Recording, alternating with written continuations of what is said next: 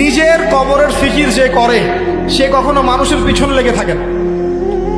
আমরা নিজের কবরের ফিকির করি আগে।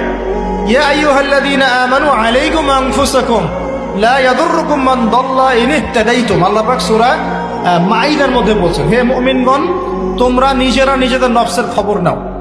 যারা পথভ্রষ্ট হয়ে যাচ্ছে ওদের পথভ্রষ্টতা তোমাদের ক্ষতি করবে না যদি তোমরা হেদায়েতের উপর থাকো। আমি কবরে যাব, আমাকে 3টা প্রশ্ন করা হবে, আমি কি উত্তর দিব? আমি কি জান্নাতের সার্টিফিকেট পেয়ে গেছি? আমার পিছনে কি জান্নাতের সিল লাগানো হয়ে গেছে? তাহলে আমি কেন আরেক ভাইয়ের নামাজ নিয়ে কটাক্ষ করি?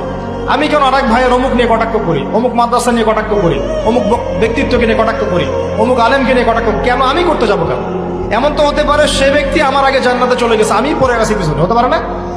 হতে পারে কি না? এমন তো হতে পারে আমি সবার শেষে জান্নাতে যাচ্ছি খুঁড়ায় খুঁড়ায়, আর এই মানুষগুলো আমার আগেই জান্নাতে সব চলে গেছে, হতে পারে কি না? এই যে ইবলিসি স্বভাব একটা চলে আসছে, নিজেকে বড় মনে করা, অন্যকে ছোট মনে করা।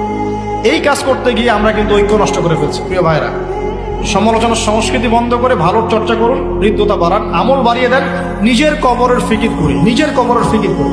30 বছর চলে গেল, কয় ওয়াক্ত নামাজ পড়েছি, কয়টা সূরা শিখলাম, কয়টা হাদিস শিখলাম, হ্যাঁ, কয়দিন মানুষকে দাওয়াত দিলাম, কয়দিন আমি তাবলীগের মেহনত করলাম।